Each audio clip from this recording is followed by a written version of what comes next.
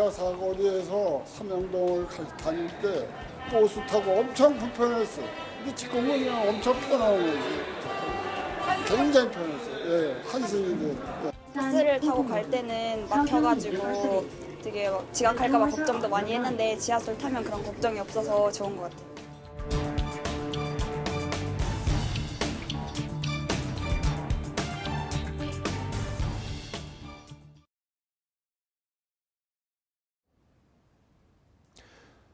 지난 2일이었죠. 장장 10년의 공사 기간을 거쳐서 서울시 최초의 경전철 우이신설선이 개통을 했습니다.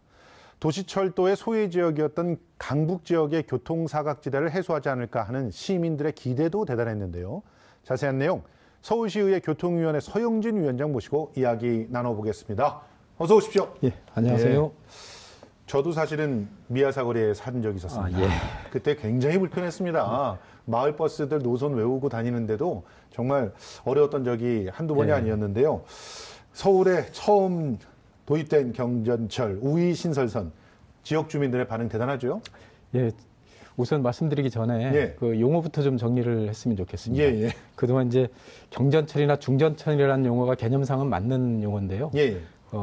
그동안 의정부 경전철이나 용인 경전철처럼 경전철에 대한 부정적인 시각들이 너무 많기 때문에 서울시에서는 도시철도로 부르기로 했습니다. 그래서 우이신설, 도시철도 이렇게 부르고 있기 때문에 앞으로 도시철도라고 부르겠습니다. 예, 알겠습니다. 예, 그동안 이제 우이신설 도시철도가 애초에 2003년도에 민자사업 제안을 받아서 시작을 했습니다. 아, 오래됐네요. 예, 그리고 공사의 착공한 것은 2009년도부터 착공을 했기 때문에 당초 계획부터 14년, 그리고 공사 시작부터 8년이라는 시간 동안 오랜 시간이 걸렸기 때문에 그동안 공사 과정에서 지역 주민들이 여러 가지 교통 불편이나 소음, 진동 등으로 고생을 많이 해왔습니다.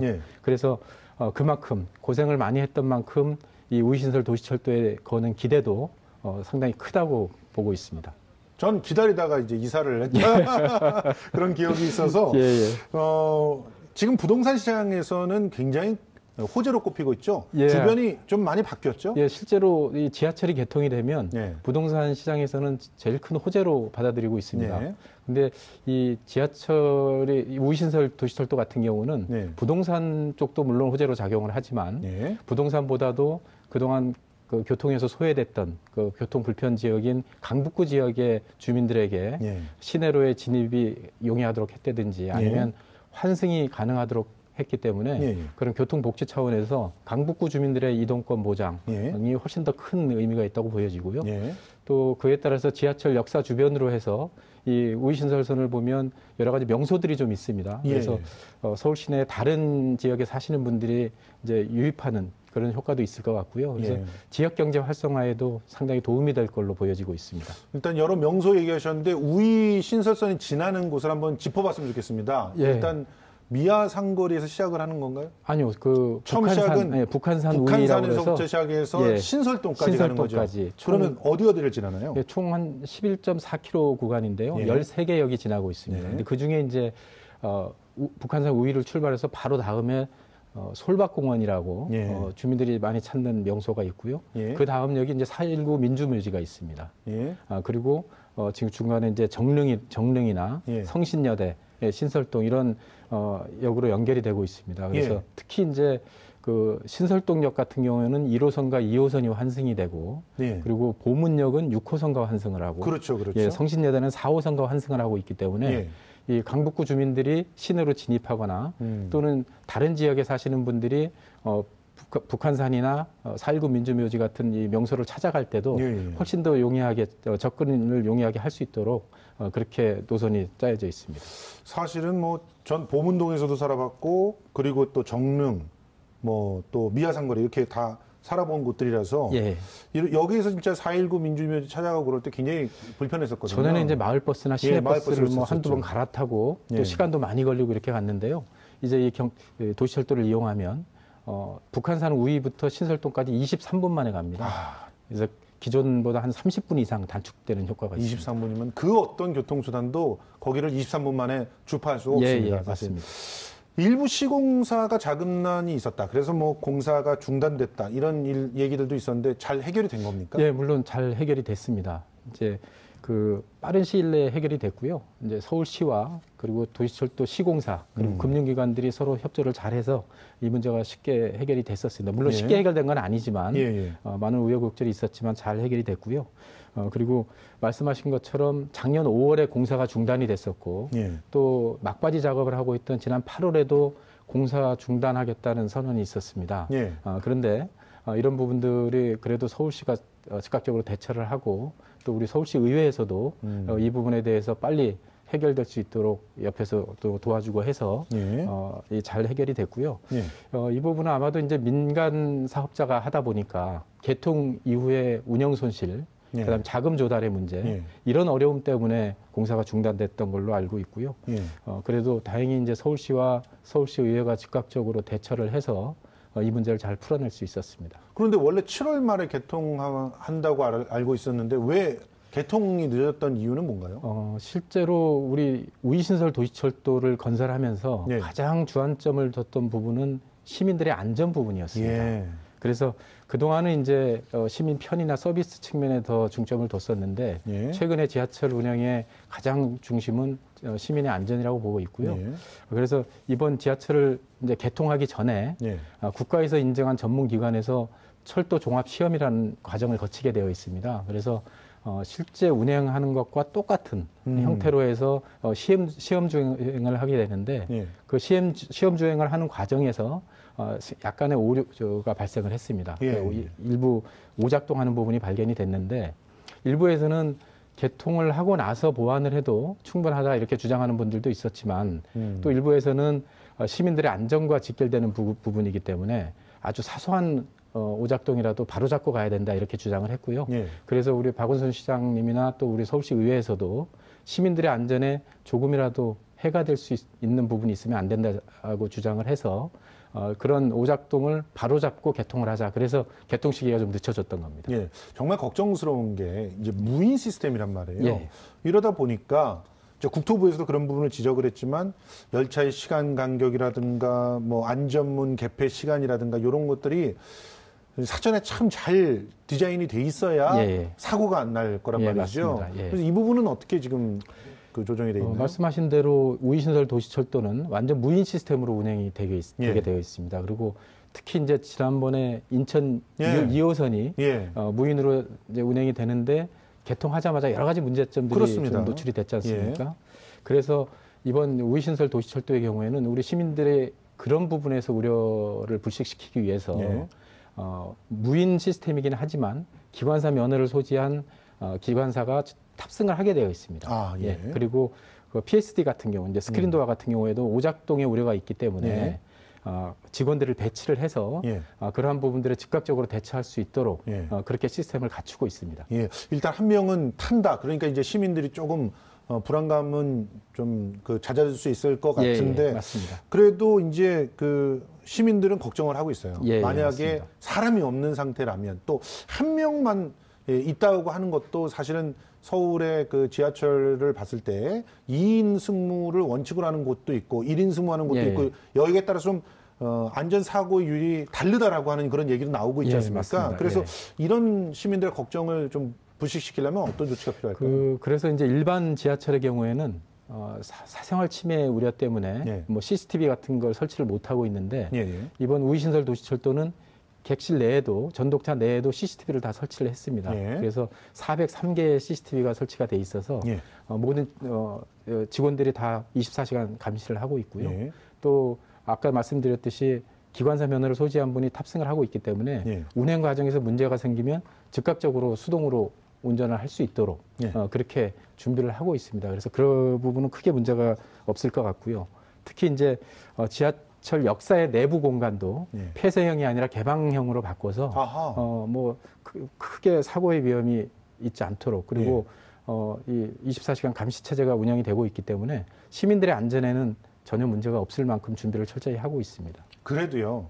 가끔 보면은 늦게 왔는데 막 무리하게 타려고 해서 막 가방 집어던지고 이런 분들 있으시단 말이에요. 이러면 정말 위험할 수 있는 시스템이 무인 시스템인데 시민들이 특별히 지켜야 될 그런 에티켓이 있습니까? 실제 제가 시민들한테 꼭 당부드리고 싶은 말씀이요. 저도 이제 지하철을 자주 이용하고 또 의회 갈 때는 제가 지하철을 타는데요. 이 열차 문이 닫힐 때 막 뛰어 들어가거나 손을 넣거나 뭐 이런 문제들이 많이 발생을 합니다. 그렇습니다. 이런 부분들이 사실은 큰 사고로 이어지고 귀중한 생명을 앗아갈 수도 있고 또 지하철에 고장을 유발할 수도 있는 아주 심각한 문제입니다. 특히 이제 우이신설 도시철도의 경우에는 무인 시스템으로 운영이 되기 때문에 이러한 부분들에 대해서 더 자제를 하셔야 되고 우리 승객분들이 이용을 하실 때 시민들이 절대 해서는 안 될 행동이 문이 닫히고 있는 도중에 뭘 집어넣거나 뭐 팔을 끼거나 하는 부분이라고 보여집니다. 이렇게 되면 기계 고장도 있을 수 있고 또 기계라는 것이 100% 완벽할 수는 없기 때문에 혹시라도 센서가 오작동을 했을 때 그렇죠. 이제 인사사고로 이어질 수 있기 때문에 절대 하지 말아야 될 행동이 이 문이 닫힐 때 뛰어들어가는 그 행동입니다. 그래서 그 부분은 일단은 뭐 기관사께서 타신다니까 이분의 그 지시에 따라서 정확하게 이렇게 좀 행동을 해주시는 것도 필요할 것 같습니다. 맞습니다. 자, 이번에 개통한 우이 신설설뿐만 아니라 서울 곳곳에 이제 경전철 사업이 추진 중 아닙니까? 자, 관련 내용에 대해서 잠시 VCR로 정리를 해보도록 하겠습니다.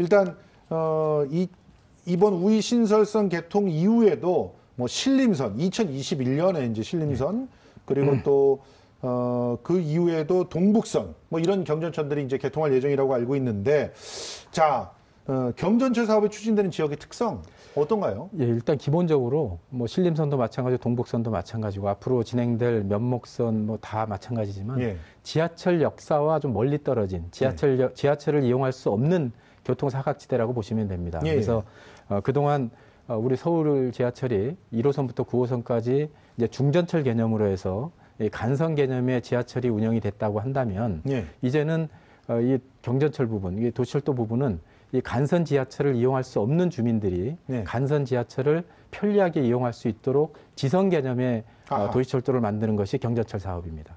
그렇습니다. 그러니까 기본적으로 촘촘한 지하철과 그다음에 지선 개념의 도시철도 지금 경전철이라고 얘기를 하시면 도시철도가 이제 서로 유기적인 그런 시스템이 되어서 거미줄처럼 이렇게 대중교통의 근간을 이루어보겠다라고 하는 이런 얘기인데요.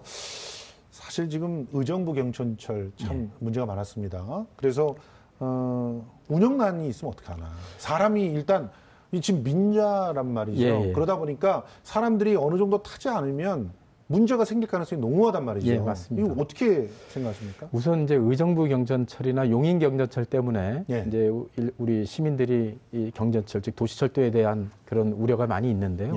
의정부 경전철이나 용인 경전철은 애초에 사업 내용이 좀 다릅니다. 그러니까 최소 수입 보장 원칙으로 민간 제한 사업으로 진행을 하다 보니까 이용자 수를 부풀려서 이 사업을 추진한 측면이 있기 때문에 그것 때문에 더 이제 운영에 대한 운영난이 있었고요.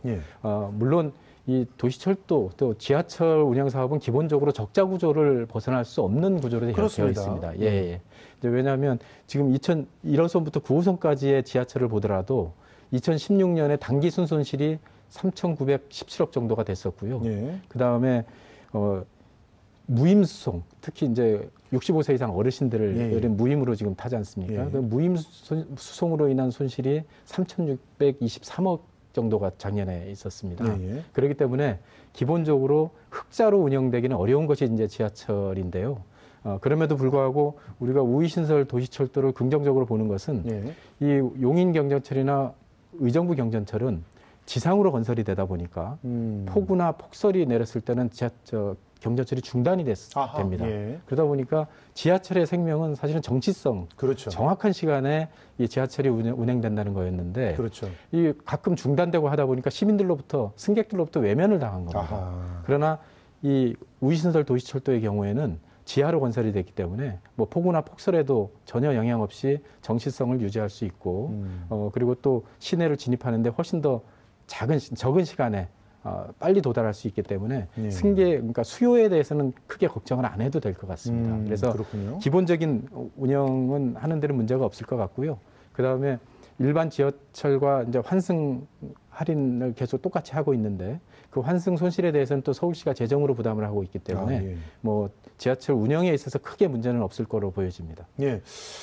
뭐 일단은 뭐 그 운영난 문제에 대해서 나름대로 이렇게 검토를 해보셨다고 생각은 들지만 그래도 뭐 일각에서는 전문가들이 대책이 너무 낙관적이다 예. 이런 지적들도 하고 있거든요. 예, 맞습니다. 더군다나 지금 그 뭐 노인 인구의 증가에 따른 무임 승객들도 늘어나지만 예. 얌체 승객들도 늘어나고 있다면서요. 예, 지금 맞습니다. 뭐 그냥 돈 안 내고 그냥 슬쩍 예. 타고 왜냐하면 너무나 도시철도들이 많아지고 어디서 어떻게 환승되고 이런 것들을 이제 모두가 다 촘촘히 관리하기 어려우니까 이런 무임 승객들이 늘어나고 있는데 그런 부분에 대해서는 대책들이 없는 거 아닌가요? 저희 이제 서울시 교통위원회에서도 예. 행정사무감사 때나 업무 보고 때 계속 지적하는 부분이 사실 그런 부분입니다. 예. 이제 물론 우리 대한민국이 선진국으로 되면서 시민의식이 많이 성숙해 가고 있긴 하지만 아직도 지금 말씀하시는 것처럼 부정승차 행위가 계속되고 있고 근절되지 않고 있습니다. 그래서 이 부정승차에 대해서는 철저하게 우리가 단속도 해가면서 또 노인 인구 증가로 인한 무임수송이 또 늘어나고 있는 부분에 대해서는 저희가 서울시의 재정 부담뿐만이 아니라 이제 이 부분은 교통복지, 노인복지 차원에서 정부에서도 좀 무임수송분에 대해서는 보전을 해달라는 그렇죠. 요구를 계속 하고 있고요. 실제로 우리 시민들이 잘 모르는 것 중에 이 코레일이 운행하는 열차의 경우에는 무임수송분에 대해서 한 50% 이상 정부에서 보조를 해주고 있습니다. 그렇군요. 그런데 우리 도시철도 기관인 서울시가 운영하는 지하철은 오로지 서울시 재정으로만 하고 있기 때문에 이 형평성 차원에서라도 또 이 교통복지나 노인복지 차원에서 이 부분은 정부에서 좀 부담해 주는 것이 타당할 것 같고요. 그래서 우리 서울시와 서울시의회 그리고 철도 운송기관 그리고 전국에 있는 도시철도 운송기관들이 힘을 합쳐서 이 무임수송분에 대해서는 정부에서 좀 보전해 줄 것을 계속 요구하고 있고 또 새 정부 들어서 상당히 긍정적으로 접근하고 있는 것으로 알고 있습니다. 자, 이렇게 대책을 마련을 해서 이제 민자 뭐 투자도 계속 들어온다고 해도 이게 계속 민자 중심으로 가다 보면 중간에 우리 돈 없어요 하고 이렇게 나자빠질 수 있는 상황들이 있단 말이죠. 그러니까 지금 신림선이라든가 동북선에도 이런 일이 없다고 볼 수 없는데 어떤 대책들이 있나요? 실제로 우리가 9호선 1단계가 이제 민자 사업으로 추진을 해서 개통을 하고 나서 1단계 운영 주식회사가 일방적으로 요금을 인상하겠다고 선언을 해서 서울시하고 갈등을 빚었던 적도 있고요. 그로 인해서 시민들에게 우려를 끼치기도 했었는데 그러다 보니까 서울시에서 즉각 개입을 해서 사업 재구조화를 이루어냈습니다. 그렇습니다. 그리고 말씀하신 것처럼 이제 앞으로 진행되는 도시철도 사업에 대해서도 민간 사업자가 제한을 철회하거나 또 사업을 뭐 하다가 중단하는 경우 이런 경우들이 속출을 하고 있어서 최근에 저희가 이제 작년 행정사무감사 때 교통위원회에서 지적된 문제고 또 서울시에 권고한 사항 중에 이제 민간 사업으로 하지 말고 이제는 좀 재정 사업으로 했으면 좋겠다. 이런 지적이 좀 있었습니다. 그래서 이 민간 사업이 갖고 있는 장점도 있지만 또 이러한 여러 가지 단점 그리고 시민들의 우려를 발생시키는 문제가 있기 때문에 앞으로는 이 도시철도 사업에 대해서 재정 사업으로 적극 검토를 해야 된다는 생각이고요. 이 부분은 서울시에서도 검토를 하고 있는 것으로 알고 있습니다. 알겠습니다. 자, 2021년에 신림선 개통, 또 2024년에 동북선 개통 이렇게 이루어지면 서울에서 교통 소외 지역이었다. 특히 대중교통에 있어서 낙후된 지역이다라고 지적받던 곳들이 좀 교통난이 해소될 것 같은데 경전철이 가져올 서울시 교통에 대한 기대 효과. 어떻게 정리해 주실 수 있을까요? 우선 가장 큰 부분은 이제 시내로 진입이 불편했던 교통 취약 지역에 시내로 진입이 원활해지는 교통복지 차원에서 시민들의 이동권 보장이 훨씬 더 강화됐다. 이제 이런 측면을 가장 큰 효과로 볼 수 있을 것 같고요. 그 다음에 앞서도 말씀드렸지만 이 지하철이 개통이 되면 지하철 역사 주변을 중심으로 해서 여러 가지 부동산 시장의 호재라든지 아니면 또 지역 상권이 발달하는 이러한 측면이 있을 수가 있습니다. 그래서 지역 경제가 활성화될 수 있는 계기가 될 수 있을 것 같고요. 그다음 더 중요한 부분은 현재 우리 서울시의 교통체계는 버스와 택시 중심으로 한 육상교통 중심으로 되어 있습니다. 그렇습니다. 그런데 이제 도시철도가 촘촘하게 연결이 되면 이제는 서울시의 교통 체계가 지하철 중심으로 이 교통의 패러다임이 좀 바뀌는 그런 계기가 될 수 있을 것 같습니다. 실제로 이제 육상교통 중심으로 하다 보니까 여러 가지 대기 오염도 심화되고 뭐 이런 측면도 많이 요즘에 문제가 되고 있는데 이 지하철 중심으로 교통 체계가 바뀌면 그런 부분에 대한 시민들의 서울의 이제 환경도 개선이 되고 여러 가지 그 시민들의 그런 뭐 환경적인 측면에서도 도움이 될 거라고 보여집니다. 고맙습니다. 자, 지금 이렇게 살펴보니까요, 진짜 그 서울시에 대해서 그 도시철도가 일궈낼 수 있는 새로운 미래 굉장히 기대되지 않나 생각이 됩니다. 특히나 이제 이 육상교통 말고 지하로 모든 교통망이 다 건설이 되다 보면은 서울시는 이제 지금 현재도 세계에서 정말 꼭 가볼 만한 그런 서울의 지하철이라는 평가를 받고 있는데 더욱더 편리하고 행복한 지하철이 되지 않을까 이런 기대를 갖고 있습니다. 오늘 나오셔서 고맙습니다. 고맙습니다. 예.